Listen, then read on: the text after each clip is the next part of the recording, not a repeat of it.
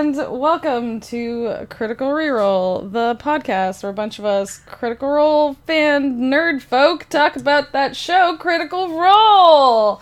I'm Jess, and I feel strongly about butts. And I'm Herky, and I feel strongly about mutts.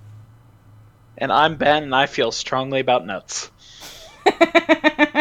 And on this episode of Critical Reroll, we will be talking about the most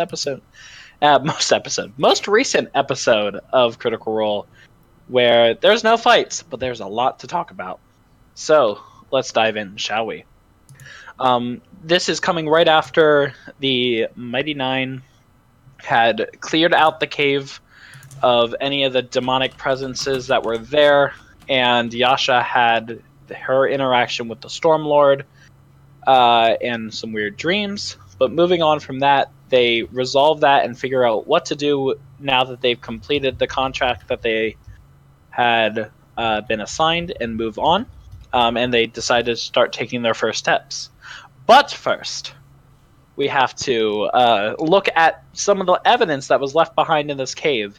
And there was that blue swatch of cloth that was left there. And that leads us into some of the biggest lore drop I think we've gotten so far, with something that is completely unrelated to what we've been talking about so far, with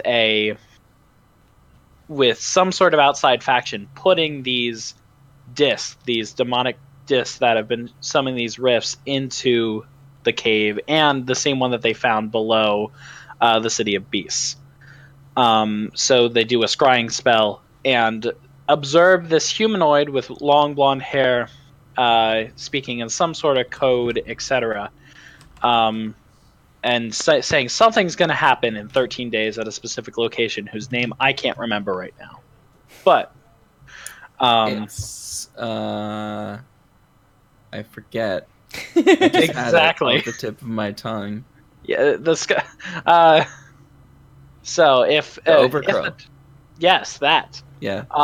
First it was going to be 6 days and then 13, and overall that's a lot of lore drop right there. Is the fact that they're actually going to kind of explore this thing that has been putting demons and whatnot into Jorhas.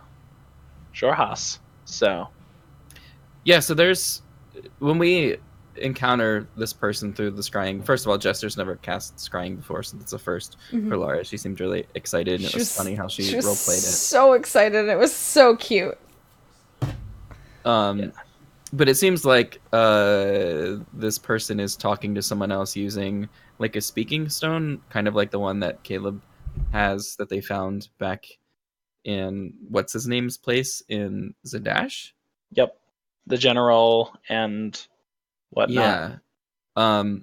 And unfortunately, like, there's some stuff that he drops, but we don't have enough information to really figure out what or who he's talking about. He mentions having some sort of an emblem, which we don't know what that is or what that means. And then talks about someone who is paranoid, and that is obviously not with them, as maybe like a conflicting party, because he mentions knowing her blind spots. But that's all we really get. We don't really get any solid information. But it's a lead, at least, with the name of whatever. I can't keep it in. Whatever that name is of the place. Overcrow. Yeah, where things are going to happen in 13 days. Yes. Which is brought back a little bit later. I think it was interesting. I had no idea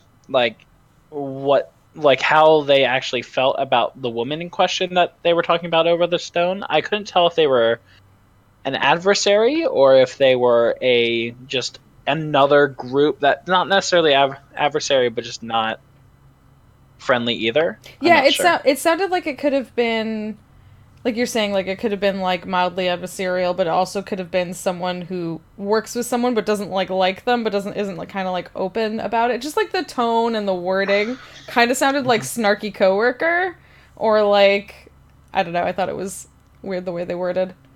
Mm-hmm. Yeah. What was most interesting though was the book that was titled "The King That Crawls," which they learned or kind of put together that was probably about Andor. had some information regarding the Crawling King, which is one of the betrayer gods. Right? Yes. Yeah. Yes, it is. And then some of the specific wording that he uses throughout the entire talking of through the talking stone.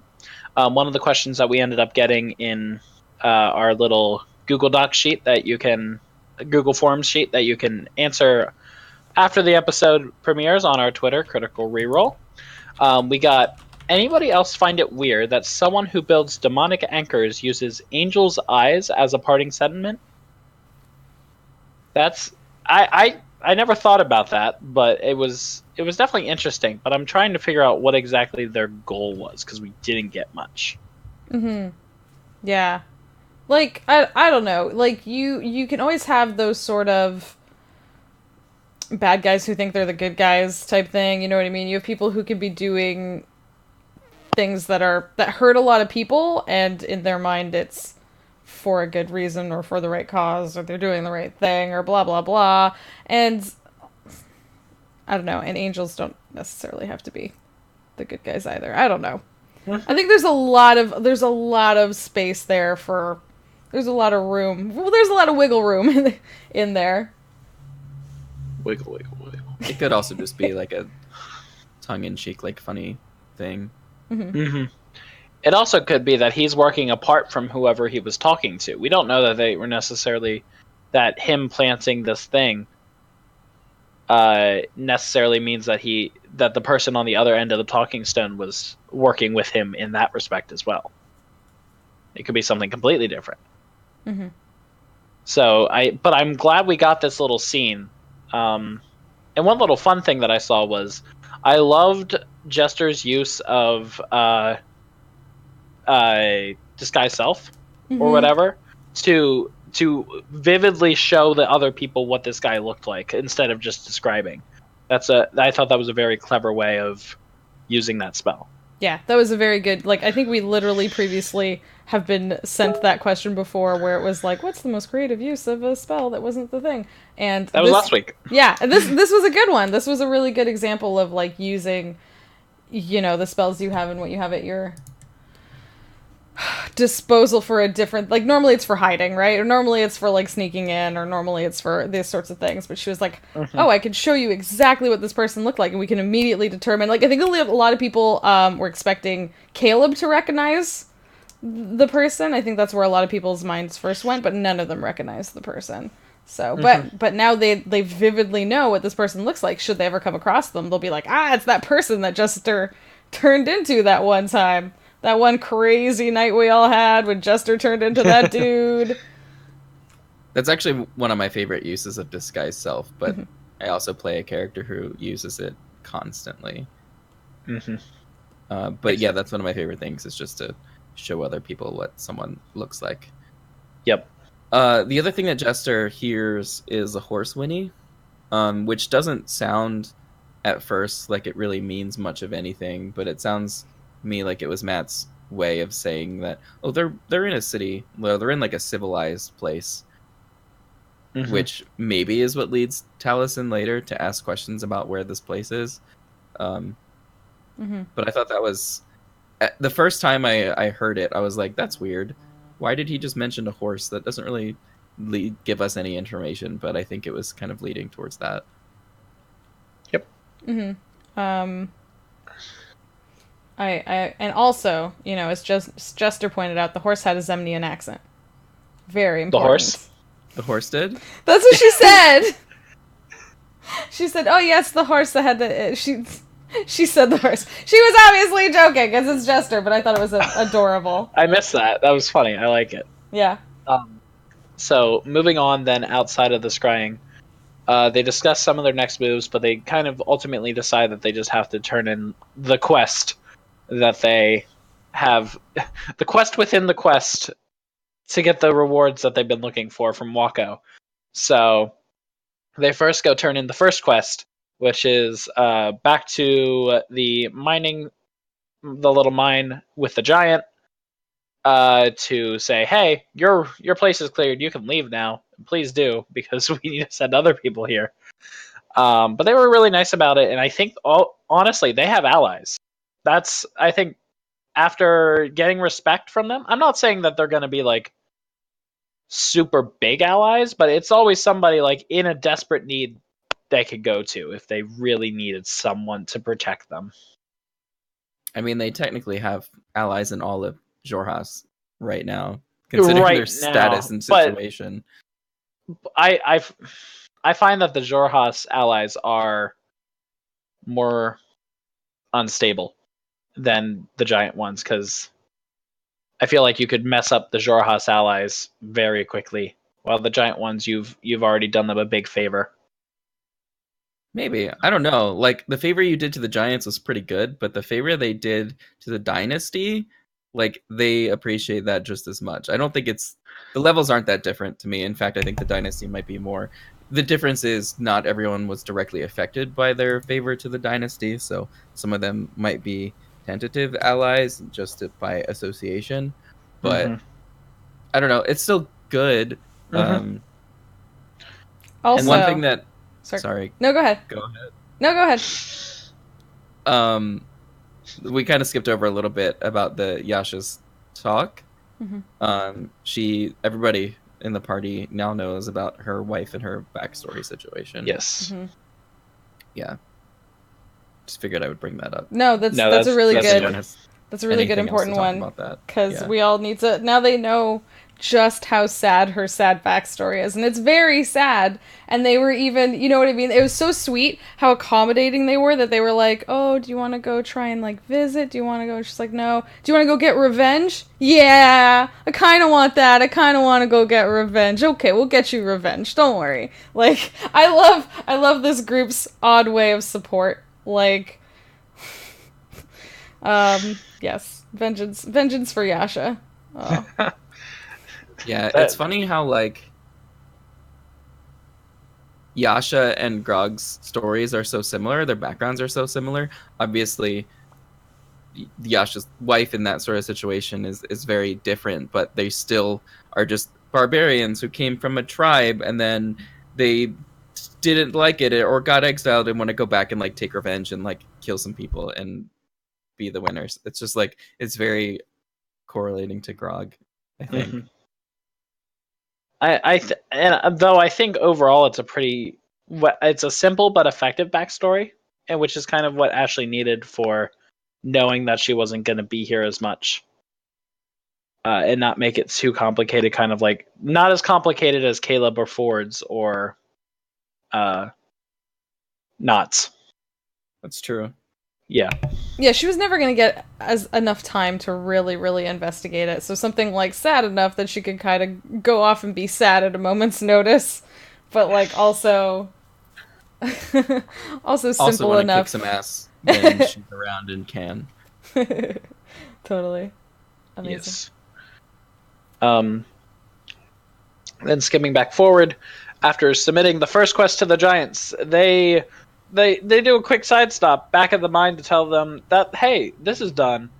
And here's where a lot of feelings were had when the inevitable performance of the letter that they found was made. And there are a lot of different feelings that people had. Some people really liked it, some people really hated it. I think we have both in this group right here. So Jess, I'm gonna let you go first on this. You're gonna let me go first? Okay, that's fair, because I like we did discuss this a little bit before stream, and I like Ben helped me not change my mind, but open my mind a little bit to it.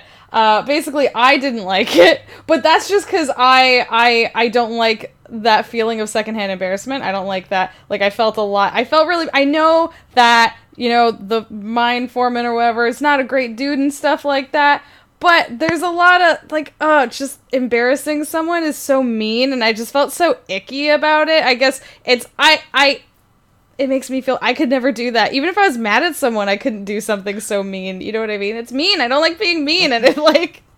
Listen, I'm not even Canadian, and I kind of side with you. The last time I was on, maybe not the last time, but I think so, a couple weeks ago, when they first started talking to Bodo and like learned some of the information before they went to the giant camp, like Ford was such an asshole to him like in that conversation, and like I don't know, that just makes me feel icky too. Like they're just straight up bullying this dude because some professor wanted him to, and she's paying them money to do it, and like that feels bad to me. Then again, they kill innocent people and have killed innocent people in the past, so like there's that. But there's something about just like being mean to someone that like just doesn't sit right with me. Yeah. And so I'm going to take the opposite side on this, not necessarily because I disagree with you guys, because it was really mean. And in many other contexts, I would not condone this at all. But it's one thing that for me is that this is a game, and it's something that I have trouble with myself to dissociate myself from the game. But this is something that they are technically allowed to do in the game that's not actually hurting anyone.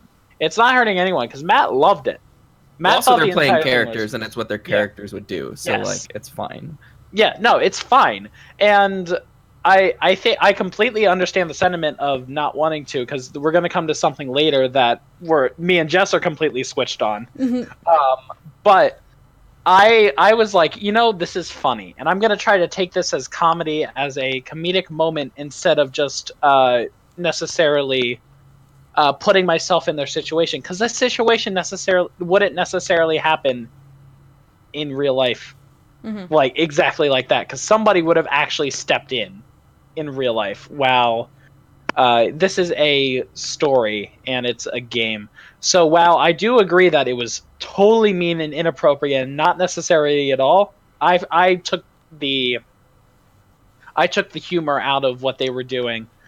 And my favorite thing about it is that this is going to come back to bite them so fucking bad.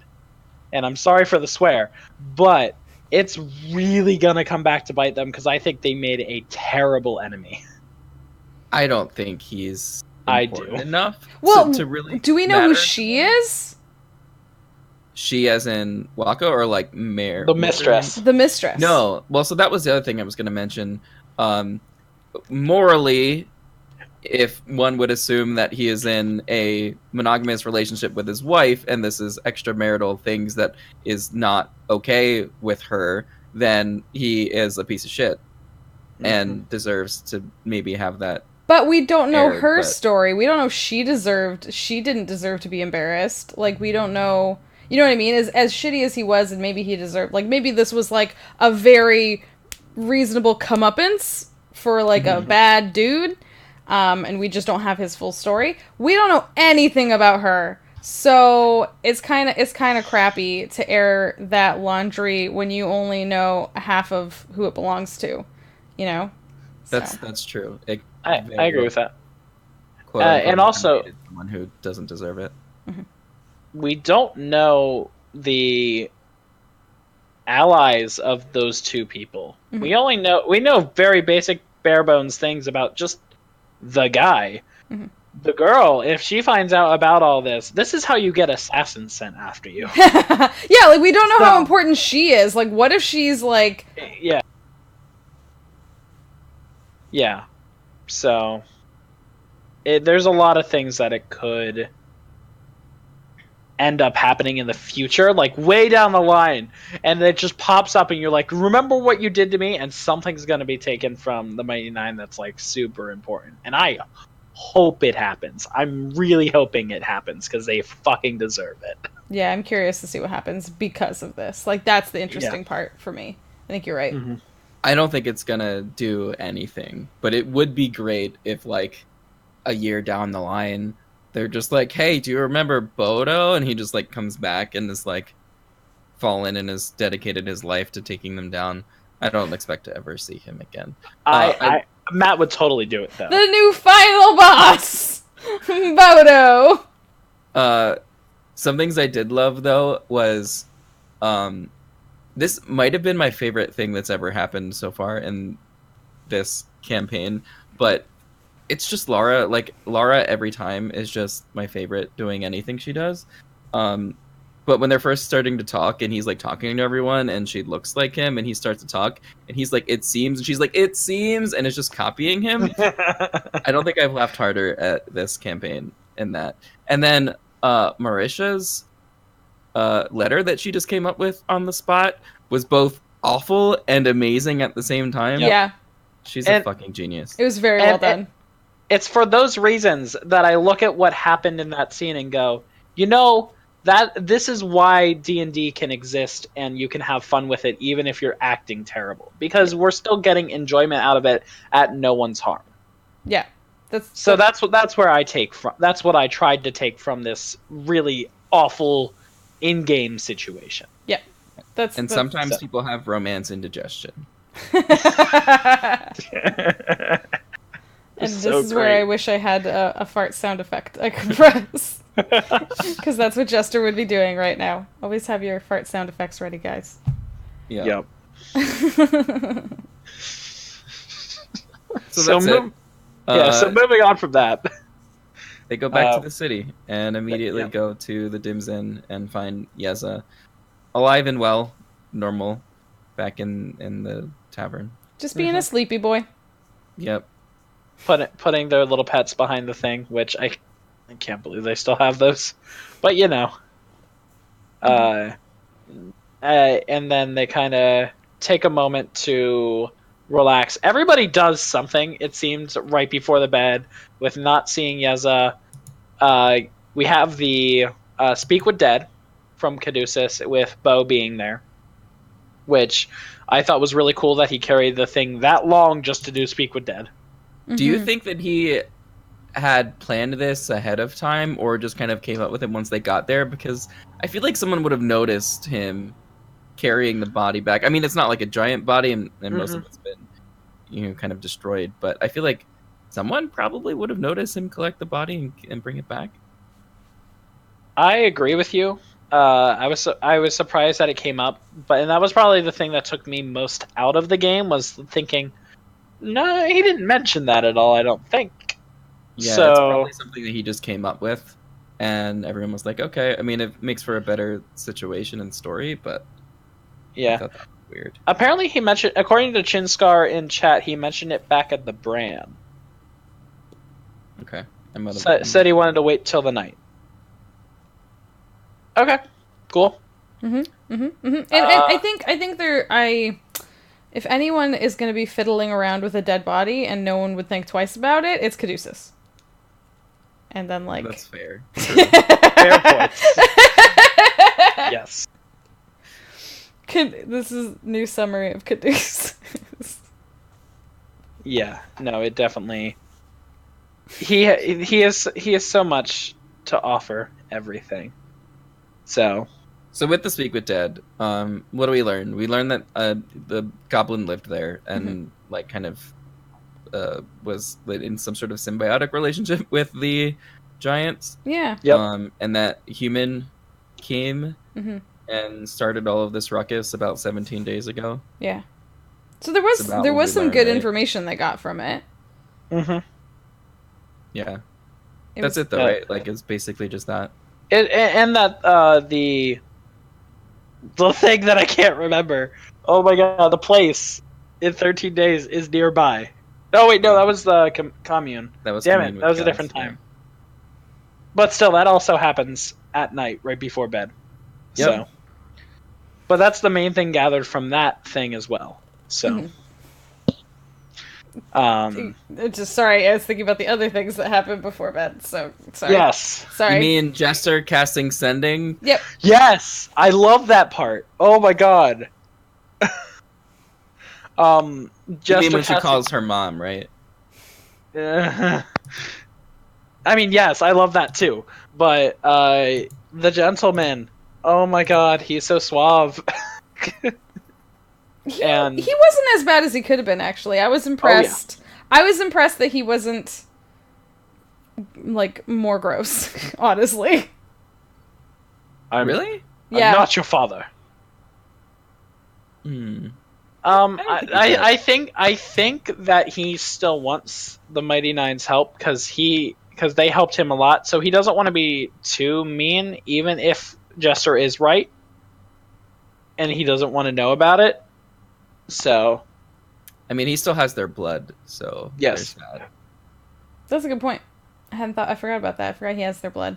But I wonder if so why isn't he doing a blood test? Come on, dude! Like, check. That's something that totally exists, right? Yeah, that's definitely. So in actuality, new theory, he knows, he's tested that blood, he knows he's Jester's father, he's gonna keep saying he's not, and, like, keeping her at, like, you know, arm's distance, but also still keeping her close enough to be at arm's distance.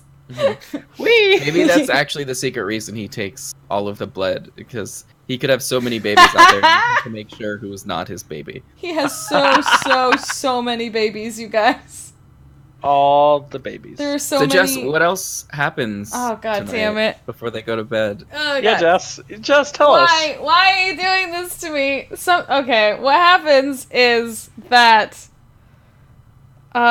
someone else, you know, we were talking about Bodo, and now someone else got their comeuppance, and that someone was Fjord, who gets magical powers from his, you know, evil demigod type person, but hasn't done anything he's been asked to do. So what happens, like, what do you do when you're a god giving people magic and they don't do what you want? You take the magic away. He was Fjucked. That's not even what I meant by that. By the night, I was talking about Not and Yeza. But yeah, let's talk about what happens after they go to sleep. Fjord has a wet dream. Yes. And thanks to one of our questions, Fjord sure had some performance issues after that wet dream, huh? I don't know who put that in there, but good job. it was you know, it was technically accurate, which is the best kind of accurate. Good job. You did it. Yeah, you did it. But yeah, just the fact that nothing was happening and the falchion was just out. Like, it's not even that he couldn't get it, it's that he couldn't get it away. Yeah, he couldn't, like, warp it. He couldn't make it disappear, because it's never usually just out. He has to summon it. Listen, sometimes you wake up and it's just out. It's not that abnormal. And you can't put it back in. It's just not going back back there. Yeah, it's not going back down. No. It happens. Morning falchion. Good job, Dustin. as one has. Mm-hmm. It only happens to warlocks, though. So. But yeah, I love the variety of things he tried to do to test it. Like, he tried, you know what I mean? He went by the water to, like, use the water as a mirror and tried to, you know, illusion himself. And he's like, nope, it's just you. It's just you. Nothing else. It's like, fuck. And in the end, you're still you. Yep, it's, unfortunately, all you see is your own face. As much as that sucks, my dude. Yep. It happens. All of his warlock powers are gone. Yes. So Jess, he very, very briefly talks to himself. In a different voice! Oh my god, I almost forgot that!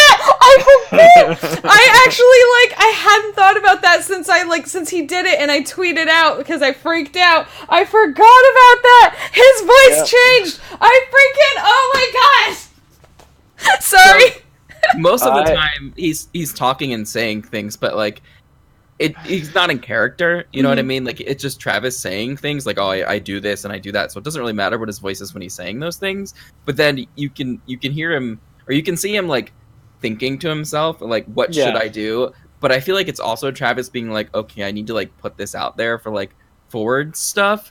And then after, like, some silence and talking to himself, or, like, thinking to himself, he just says, it's fine, but in a very different voice. In a very different accent. Like, very, oh my god. And it's like, and it goes back, it goes back to, like, the very beginning. Yep. When we've always known him as the Fjord we've known has always spoken like this. But in, like, I think it was either the very first or the very second episode, Jester is like, oh, hey, you gonna keep talking like that? You can keep talking in that, like, different voice. So she's heard his original voice. Like, she knows. And, like, that's, he's a big phony baloney. Like, He is. Yeah. Everything about Fjord is a lie. I don't know. He's a phony baloney with no power. Jib. Jib. So we got two different questions, both kind of about the same thing. So after what Ukatoa did to Ford, he seems much more keen on actively finding a new patron / god / higher power to turn to. What are your thoughts on who or what Fjord's best or most likely options are for their new magic sugar daddy? And then also, out of the three, which god should Fjord's new patron god be? The Luxon, the Traveler, or the Wild Mother? So choose somebody outside of those three, or choose one of those three. Really. I don't think the Wild Mother would have him. No. I think the Traveler would, just because he's tricksy and he'll kind of take anyone, but I think he also would mess with Ford, and like him and Ford I don't think would click. Mm-hmm. And... But he and Jester clicks. Yeah, him and Jester click very well. So, maybe. The Luxon would be the coolest. Because then we would get so much more information on the Luxon. Mm-hmm. But, I don't know. I don't think anyone's gonna necessarily take him. He's dirty used goods. No one wants that. No one wants Ukatoa's sloppy seconds. Oh. Yeah. I mean, the way warlocks work and why they're different than clerics and paladins is, like, you don't just, like, show up and, like, start worshipping someone and then just, like, they're like, cool, you get my powers. You have to make a fucking pact. Mm-hmm. And that's not going to happen with any of those deities or whatever they are in some of those cases. You can't just find a new warlock patron. That's not really a thing unless your whole reasoning is this new pact is to, like, void and fix and, like, I don't know, like, ruin your old one with your old patron, and then like your new found like job is to like get back at your old patron. I don't know. That's the only way I could possibly see something like this happening. Like, if you lose your warlock powers, in my opinion, like, they're just gone and you have to start over. Yeah. Like, you don't just get them back because you make a pact with someone else. I don't think something like that's gonna fly. Yeah. Unless, you know, he becomes a cleric or paladin. Yeah, I was gonna say, I could see this being a time to start taking levels in other things. If he can focus enough in them and still keep his pact. Mm-hmm. I guess we'll see. Yeah. Because, spoilers, he does get his powers back. Yeah, he does. Like that was Ukatoa fucking with him and teaching him a lesson. And it was a good lesson. It was a good one. But I actually have some theories about that. And this is kind of skipping ahead a little bit, but when Yasha is with Ford and they're going to go talk to the armorsmith guy, and he tries the minor illusion, it shows up, and that's because I think Ukatoa understands that his allies, the rest of his party, cannot see him as weak, because then he can't accomplish what he needs to do. So his allies can't know that there's a possibility that his powers are just going to be taken away. Because in Ukatoa's mind, or Ukatoa's whatever he has, there's... eyes, mostly. Many brain sacs, I feel like. In Ukatoa's eyes, if Ford shows weakness to his allies are going to abandon him, and that leaves Ford in a worse position to help Ukatoa. Yeah, Ukatoa needs Ford. Like, Ford is Ukatoa's best bet. But he also needs to, like, keep him in line in some way. Yeah. So...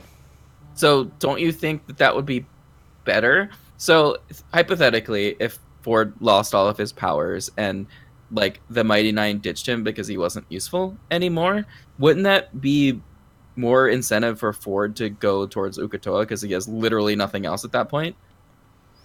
To some extent. But, like, that's a gamble. Because you could either have someone, like, desperate and they go headlong into that sort of danger, but you could have someone who is crushed and just goes into doing nothing at that point. Do you know what I mean? Like, so I think that's a big risk for Ukatoa. Maybe. I don't know if that played too much of a part of it. I think it was more just the fact that he wanted to show him a lesson for a good 12 hours or so that he couldn't do these things. Because Ford didn't tell anyone. No one actually knew what happened. Mm-hmm. And I didn't expect him to ever tell anyone until it really mattered. Or until it was too late. Yeah. Mm-hmm. Which is something Ford would totally do and not reveal the information until after it's pertinent. Mm-hmm. Yep. Yep. Oh, I didn't tell you about that super important thing? Oh, dang it. My oops. Whoopsie. Yeah. So moving on from Ford though, we get the next day. The next day comes and they kind of split off to do some things. After a long, in my opinion, too long debate on who should go see Wako, they eventually settle on Bo, Caleb, Not, and Yeza, which I didn't understand why Yeza needed to go. Because he's bored, he's been stuck inside the house for days. Let the poor boy walk around. He could have gone shopping, but I don't think that taking a halfling into that place was necessarily the best idea. But I mean, it's already with two humans, so it just makes it weirder. But they finally get down to go see Wako to turn in the other quest, the main quest that they've been on, and get their items. I love Wako, just in general. The way Matt plays Wako, probably one of my favorite NPCs of the campaign. I think that the way that he plays her is so interesting and just so all over the place, so smart yet so abstract that love it. I love NPCs like that. I love her too, and I'm kind of surprised that they didn't bring the whole party there. Like they should. I feel like they should just do that always. But I really like how he plays her and how she tries to put the characters in their place, because they're always trying to bargain for more than they really kind of deserve or are worth. And she really kind of tries to hammer it into them that they don't deserve that, even though I feel like they still don't really understand, because it's fucking Bo and Caleb and they're the most hard-headed people and think that they're hot shit. Yes. So this is what I was talking about earlier in the podcast with the flipping around of things. I hated how Bo and Caleb were acting while talking to Wako. I couldn't stand it. I just wanted them to shut up and just take what they were given, because I hate bartering. I can't stand it as Ben. I can't stand it as any of the characters I've ever played. I can't do it. And that was one of those things that I couldn't remove myself from and just been like, please just stop talking. And then Jess was kind of on the opposite side. Yeah, so I get it. I get where you're coming from, and like as a human person, I would never haggle. Like never. That's a weird that's a weird thing for me to wrap my head around. And in games I don't think I ever do it either. Like I don't think it's something that I want to do. But just cuz like fun fact, I mod for Critical Role. There's a lot of people complaining in the chat, like, stop it, just stop doing it, just, like, don't even bother, just shut up, you guys. And I was like, no, like, it's there, like, I may not do this dumb thing, but I do enough other dumb things in my games, and I want to be allowed to try and do dumb things. And it's just like, this is the dumb things that they wanted to do. Just let them do it. Like, just let them try and fail. Just let them fall on their faces. We can laugh at them later. Exactly. Like, I will never fault anyone for making those decisions, especially when they're in character. And they are in character, because that's how Bo and Caleb are. As much as it pains me, in general, like, not all of the characters wouldn't be like that. Like, the people who weren't there were the ones who would not have acted that way. That's why I was just saying, like, I liked that Wako really fought back with him, and it's like, no, you're lucky you're alive. Yeah. Just straight up. Yeah. No, I agree. I agree with you that I like that she put them in their place.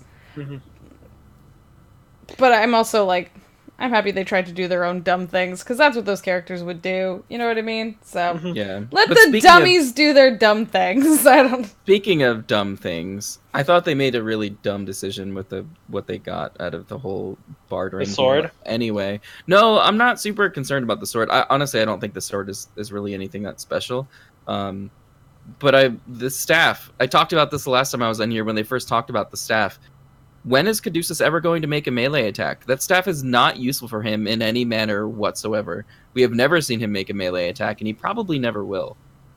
Isn't he naturally... I don't know. I hadn't thought of that. I agree that he mostly will almost never, if possible, never make a melee attack, but... What is the staff? Just because I don't remember. Yeah. It deals an extra. You can spend. It has up to 3 charges, or I think 3 charges, and it regains 1d3 at dawn. And when you hit with a melee attack, you can expend charges to deal 2d10 necrotic damage. Oh. Well, that's interesting though, and I feel like he seems like the type of character that's way stronger than he looks, way stronger than he seems. So I feel like he wouldn't be the worst at it. I was actually gonna check that, and then I forgot.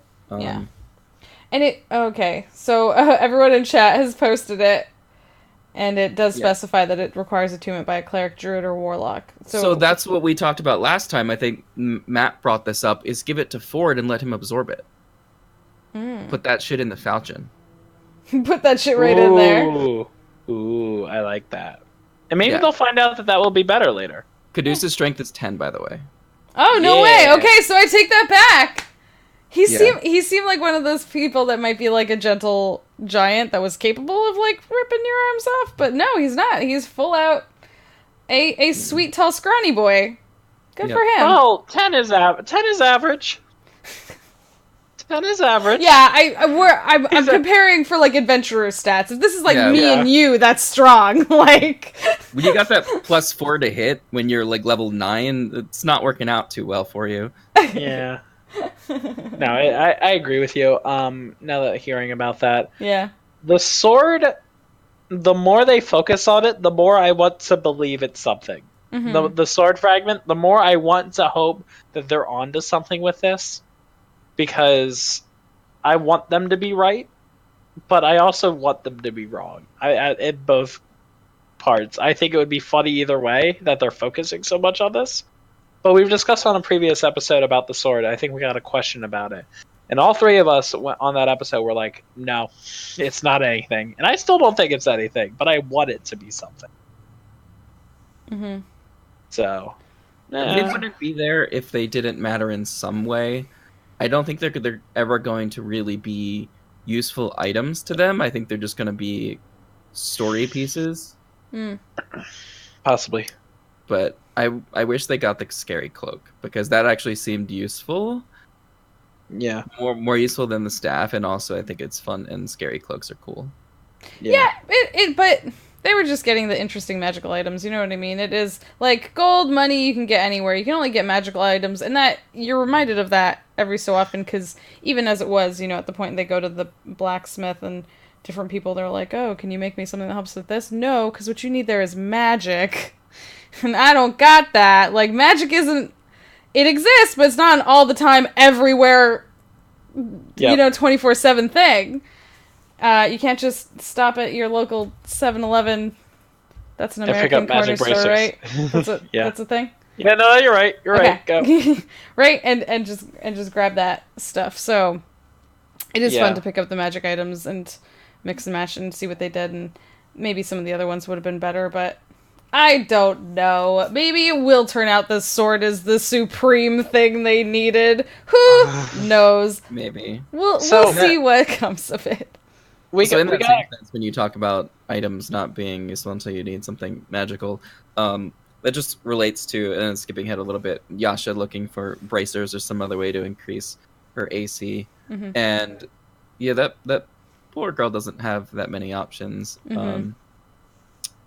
I mean, she should just wear armor. Like, if you're a barbarian who doesn't have a lot of, like, con, you should just wear armor. It sucks that, like, you get this feature that makes you seem tougher when you're not wearing armor. but depending on your stats, wearing armor might just be way better. Mm-hmm. And I mean, if there are story reasons why your character wouldn't wear armor, that's fine. But you should just buy some like studded leather or whatever, like the regular medium armor is, that will make her AC better. Mm-hmm. It would give her disadvantage on stealth. Only if she got the half plate. Yeah. Mm-hmm. But if she wants real good AC, I mean, she could wear a breastplate, and that would make her AC. Her AC would go up by 2. It costs 400 gold. They have 400 gold. That's whatever. they do. Yeah, Especially after their stuff from Wako. That's true. They do have a lot right now. Yeah. But also, while doing that talk with trying to figure out the bracers thing, we get another talk between the big orc and Fjucked, which is right after he finds out he still has his powers. I'm wondering how that talk would have changed if he would have not realized he had his powers before then. Because I feel like he might have been even more desperate. Yeah, actually, I'd been curious to hear him talking to. It was interesting. It was a really nice change of pace from the last time he talked to the big beefy orc. Yep. Yeah, it's interesting. I didn't think about that. Yeah. But I just thought the entire talk was good and showed a little bit more of Ford's character, though not to his party, just to him. Mm-hmm. Which is always a little bit interesting. And I always have to wonder how much of what he just said was real and how much was it just a ruse to get information. No one knows. Not with Fjucked. I love Travis. Travis is really, really, really, really good, and I'm really glad that we have this very, very different character for him that he's playing from last time. He has so much depth. Yeah, it's way better to see this. Can you imagine all of those years we wasted with Grog? I mean, I loved Grog. Like, that's a hot take, Herk. That's like a real. I mean, the difference is Grog was funny, and Ford's not funny. Oh man, you are just out with them today. I told you I'm sassy tonight. So at Herky Avello, if you want to send your complaints, please send them there. Yep. You can at him. You can just go ahead and at Herk. Let him know what you think. But no, I loved Grog, but I am more excited by what we get with Ford, with Travis doing Ford. And I almost feel like we benefit from Travis having been stuck with Grog for so long. I feel like there were probably a lot of moments as Grog where he was like, I would like to have done this, but my character would not do that. And I wonder how much of that like built up, and then we got this wonderful, probably evil,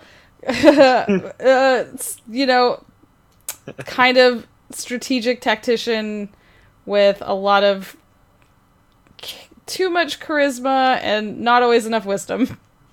But I love him. Fjucked is great. Yeah. I want to know how he got his name.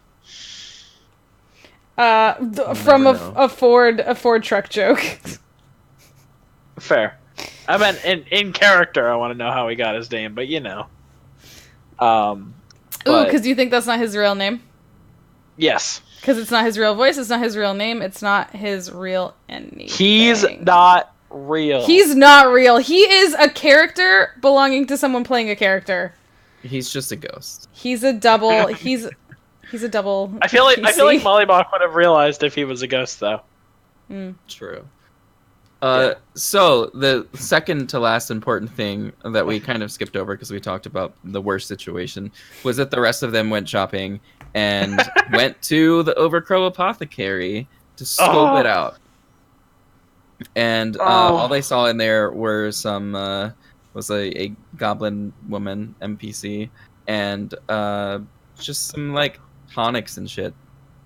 So I will say, least favorite NPC in the game, right there. Hated her, hated her voice, hated everything about her, and that's what I loved about it.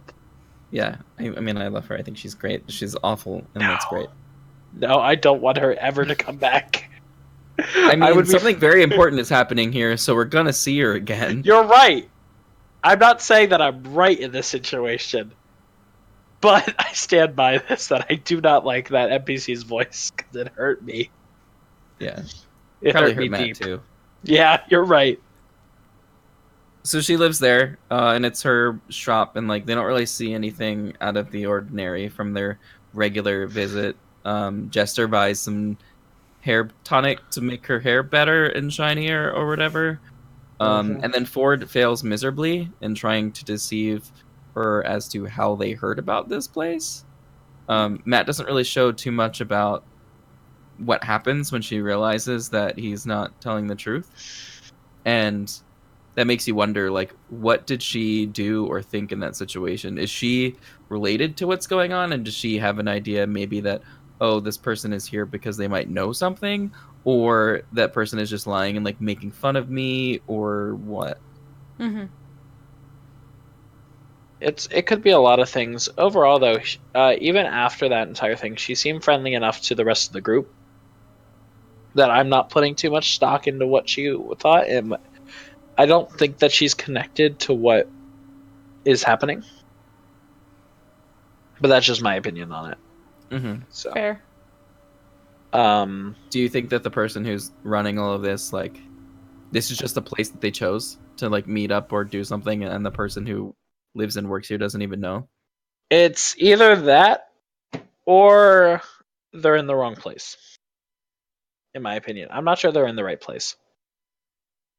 I understand that the names match up, but I don't think that it's necessarily they're looking at the right thing right now. They I think should that have asked why this place was named what it was. See how it got its name. But so you think there's another place called the Overcrow? I think that they might be referring at the Overcrow to something else. I think that it might be a secret alias that the commune spell wouldn't have thought of. Like, and there just was an Overcrow there, and they might have taken that name.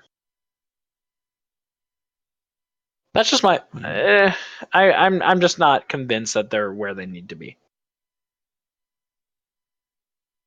I think it's too coincidental. I can see your point, but I think it's too coincidental. That's fine. There's a place called the Overcrow. Mm-hmm. It just didn't seem like, based on the description of where the guy was, that he was anywhere near Asarius. So that's kind of why I'm thinking maybe something's wrong. What does Asarius have to do with this? No, isn't that the city that they're currently in? Or am No, I? that's the City of Beasts. Oops. Sorry. They're in Capital City. Or Gordranas. Yeah. That names are hard. I mean, he was inside a building and there was a horse outside, so he's in a very civilized place, which. But wasn't there light? Very much could be where they are right now. Wasn't there light outside? In the sky? Like sunlight? I don't remember. I like to think there was. Yeah. But maybe I'm wrong and chat can correct me. Yeah, I didn't really think about that. I don't remember. Yeah. I always pictured it with light, so maybe that's why I'm on this little train of thought. Just because I kind of pictured it as a bright and sunny day with the horse whinny and whatnot. Also, are there horses in Cordranas? I don't see why there wouldn't be. I don't know. So there's that. But overall, I don't think they have enough information to be able to get anything out of that. And I think we're going to find out a lot more next episode about this. I was going to say, I think they have plenty of information now. So to skip through a little bit quickly, the only other thing that happens is they get back and they find out that they have a house. From Essek. Yeah, Shadowhand Essek is back, and he tells them that they've acquired a place for them, and that they don't need to stay here anymore, and they can move into their new home for as long as they need it.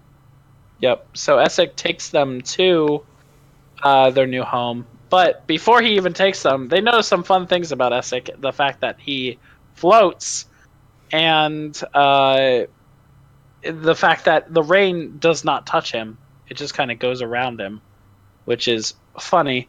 And we got a question about that.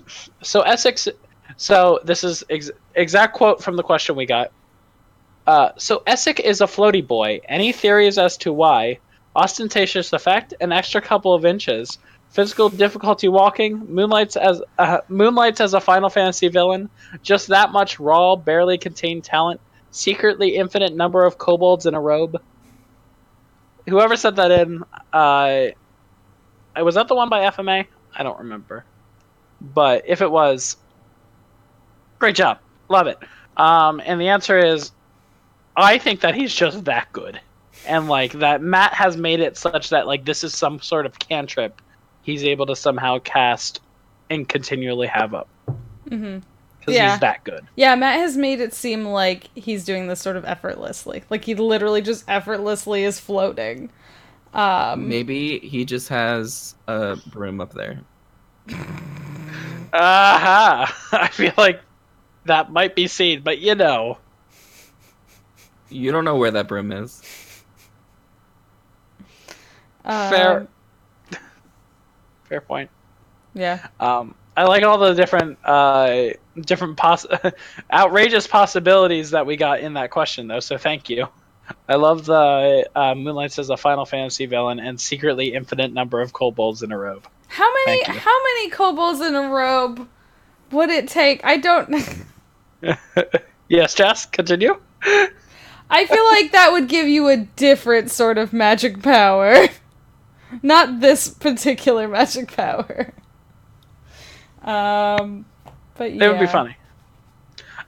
Enough kobolds such that there are 2 kobolds at the bottom that are making him like float, like casting spells continuously to just make him float. Or it's a whole bunch of like kobolds kind of doing the like, you know, carrying him on a little platform thing, but then magic he does have invisibility. Just makes them all invisible, and it looks like super badass floating, but really it's just all kobolds. Kobolds all the way down. I love that theory. I think that's what we have to go with. Yeah. Yep. But if there are a lot of kobolds, then he's got to be super strong if he would cast invisibility on all of them at once.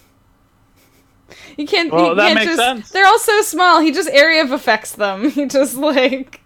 He casts like greater invisibility and then continually casts an effect to make sure the ring goes around. It's pretty simple. Simple D&D logic, in my opinion. Yep. So we cracked the case. Done.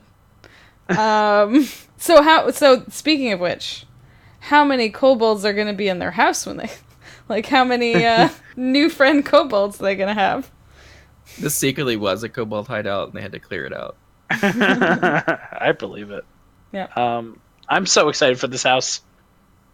It sounds awesome based on the description. Matt gave them like blueprints. It's great. Yeah. I'm excited. Yeah, I'm really excited to see too. It seems like there's going to be some versatility in what they can sort of do with the spaces and things like that. But just in general, that they have like kind of like a base of operation. Mm-hmm. Do they have a place to park their moorbounders? Probably. He didn't mention that, but maybe. They could make a place probably. Just chain them up in the front, and they're the guard moorbounders. Yeah.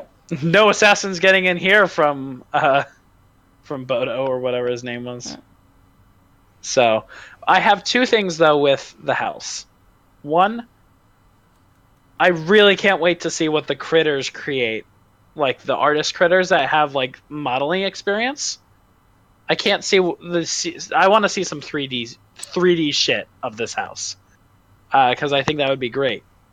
And then 2, on a much more dismal note, this is a perfect way to make sure that they stay in in Xhorhas. Mm-hmm. Like, this is such a genius move by the Bright Queen to make sure that they're on their side, and always gonna know how to keep track of them. Why is that dismal? Because the dynasty is awesome. They should totally hang out here. Here we go. Like... Here we go. So I disagree. I still think that they need to go back. No.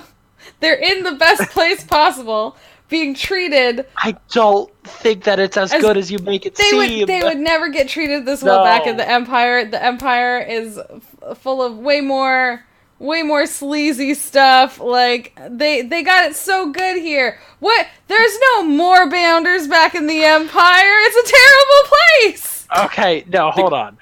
No, but Herk, you go, because I was just gonna say the closest they've ever come to this is staying in, like, Nicodranus. Like, the Empire is not for them. Yeah, it's really not. They didn't... Okay, so here's the thing. The only reason that they're at this place right now is because they gave up their dodecahedron. That's the only reason. They had no such power over the Empire. So it just happened to fall into their laps that they had power over one thing. We don't know how the other group would have treated them, because they're only shown in... They don't have that kind of bargaining chip that they had with Xhorhas. To be fair, they were in pretty good with, like, the Lawmaster or whatever there. Yeah. But so are other people. This is something that was a once-in-a-lifetime opportunity to give up for, like, ultimate ability. And then they also, the Xhorhasian people realize, or whoever the higher-ups are, realize that this group is at least strong enough to get this thing and get it to them. We need to make sure they're on our side, and we need to make sure that they don't realize any of the bad shit we're doing. So we're going to distract them with a house. And telling them about all of the bad shit the Empire is doing. Yes, exactly. Everyone's doing bad shit, so you just side with whatever side gives you the most. It's that simple. But they have roots. They don't have roots in Xhorhas. They have roots. That's not true for all of them. That's really not true for all of them. And but it's true for Yasha, who is not really part of the Empire itself. It's just a traveling warband.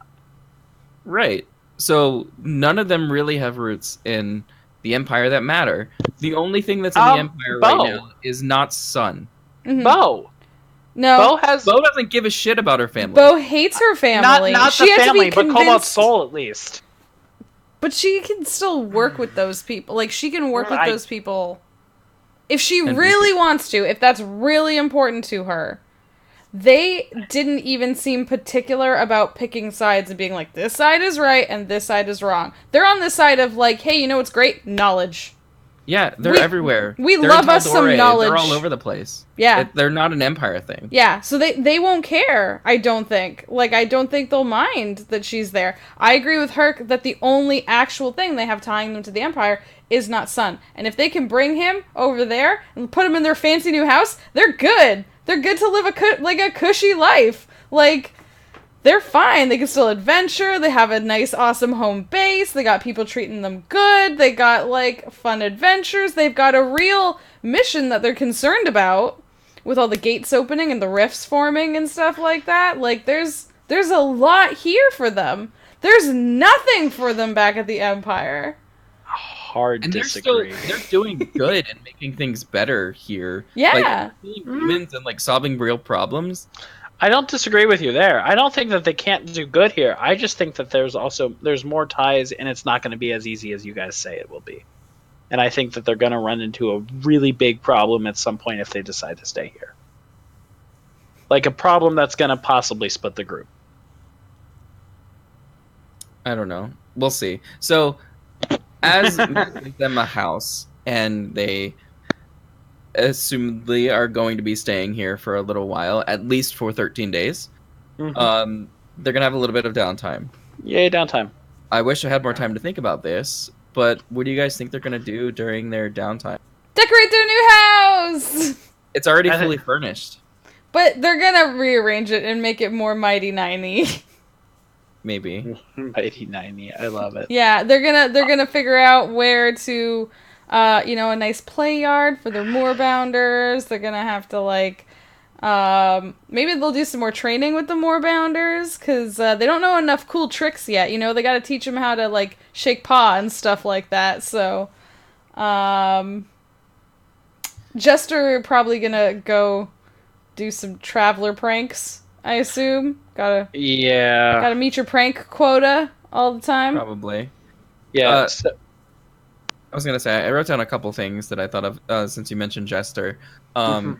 The one great thing about having the spell sending is that if you have nothing else to do at the end of the night, you can just burn all your spell slots and send messages everywhere. And clearly, that's what Jester loves to do. So I feel like the Gentleman's gonna be getting a message every single night. And then she'll probably be sending messages to like not Sun and some other people. Maybe probably. Well, this ties in with Bo as well, but probably Dairon because Bo's probably going to be trying to find her. I think in this time. Yeah. So part of what I thought was going to happen was on the more serious note of what they need to do next. I think Not and Caleb are going to try to figure out if there's any possible way if that the Jorasian Empire can, or the dynasty can help them, get their son either to them or get them into Nicodranus outside of the Empire, not helping the Empire in any way, but just getting them outside because we request them be removed from this situation. And I think that Not and Caleb are going to pursue that. At least Not is. Bo's going to contact Iron. Caduceus is probably going to actually focus more on the rifts or looking for the things that he needs to kill. I think he's going to do a little bit of both, and I think Caduceus is going to be the most serious on the current quest at hand, while everybody else is doing personal quest stuff. Does Ashley have to leave? Are they going to still have Yasha for a while? Are they going to get to do any Yasha stuff? So, speaking of Caduceus in the kiln, have you guys seen that post that was on Reddit that started circulating on Twitter about how Caduceus Clay, when he spoke to the Wild Mother, she called him Clay, and he's kind of Taliesin, playing Caduceus as if he is molded by destiny, like clay, and he's looking for a kiln. And that just kind of blew my mind that all of that was put together. You think he's like a golem? Not necessarily, but I think a metaphorical golem. A metaphorical golem? A metaphorical golem. Yeah. But what's going to happen? That's our title for this episode. And he becomes hardened. Oh God! No, I want him to stay a soft, squishy boy. I love our good, soft, squishy boy. No. I think it's possible. I think there's definitely some things that could happen that could turn Caduceus bad. Not bad necessarily, but just a lot more dreary and dismal. No. Go wish this evil on someone else. I didn't wish it. I just think that there is. I think it exists. Okay. So, and then with Ford, how long has it been since his last dream? I feel like it's only been a couple days, right? Mm-hmm. Since he had his last dream with Ukatoa, and it was like a warning. Wasn't it literally yesterday in their time? Before Probably. that. It was like recent though, like within a couple days. Yeah. Yeah. It was like around like they were in Gordranus, I think, already. Yeah.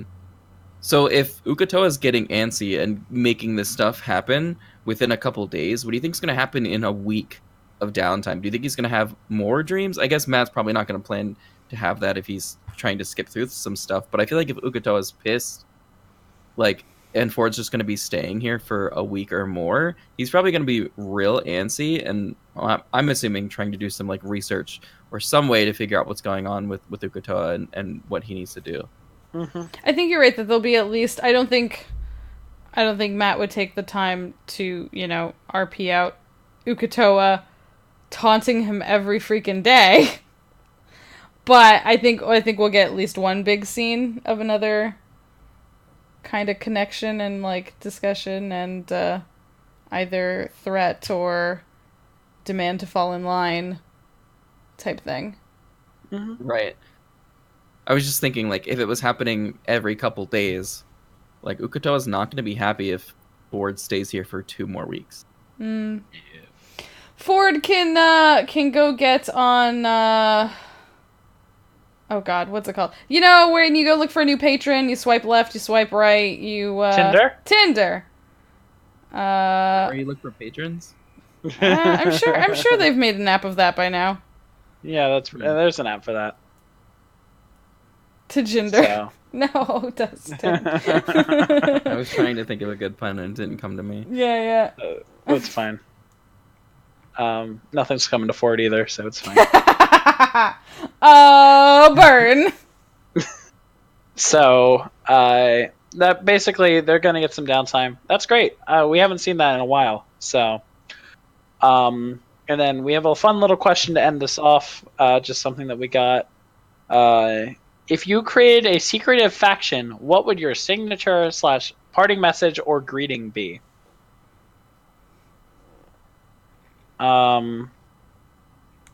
Geez, I'm not happy with this question. I don't know why I read it, but I did. So now we have to answer it. You've trapped us in here now.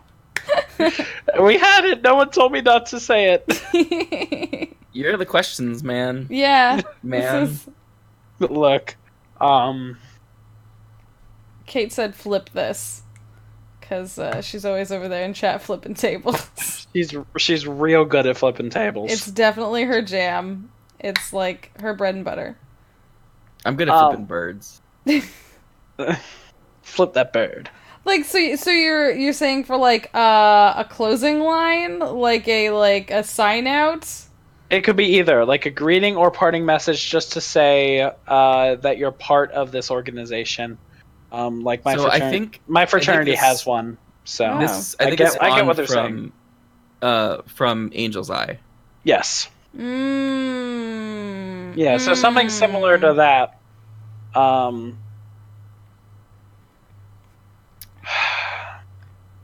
jeez. I don't know. This is bad. I don't know why I asked this question. Yeah. Should have thought about this more. Butt stuff. Yeah, it was definitely either something with butts. Always more butts. Always be touching butts. Not something to do with plants? Well, that's the other one. Or it'd be a plant pun. Like, literally, like, leave me alone. Or, like, I don't know. Some terrible, no ifs and or buts about it. Something with butts and or plants. That's it. That's my whole brand. That's all of it. I mean, that's fair. Oh, that's true. I'd probably Kate, do something. I was just gonna say that Kate, the one we've been saying for the last several days is, if you love something, put your butt on it. It'd be That's a real good sign awkward out. to end conversations with that. I don't know. I think it would be a good sign out. Just If you like love I something- can walk up to someone and put my butt on them. That's how I say goodbye. I like you. There you go. And goodbye There you now. go. But that's what my cats do to me. So it's clearly it means love. Clearly, because your cats have to love you. My cats love me so much. Listen, you. I would probably do. I'd probably do something really weird, and no one would get what it meant, like right off the bat. But I would probably say tau carrot pie. Meaning that tau is greater than pi because tau is 2 times pi. That's appropriate for you. A Yeah. math and or numbers stat joke with. But I needed, so that's why it's just tau carrot pie. It's quick enough that it's a side off, but yeah, I don't know. Yeah, So man. yeah, That's it. that's it. All We right, did it. we did it, guys. What Herk? You don't have to do one. Can we do 0 to hero? Hunkylees? Gillies. Yes. Both of those things. Just all Herc references. That's it. One is the greeting, one's the ending. Yeah, there you go. Done. Yeah. I prefer right. Prince of Power, but I also have never seen the Hercules movie that I can remember, so What? don't worry about it. Let's get out of here. All right. We're done. So- That was it. Yep. So if that's it, I don't even know how to end this. So thank you guys for listening / watching live, whatever you're doing. You can find us over on Twitter at Critical Reroll.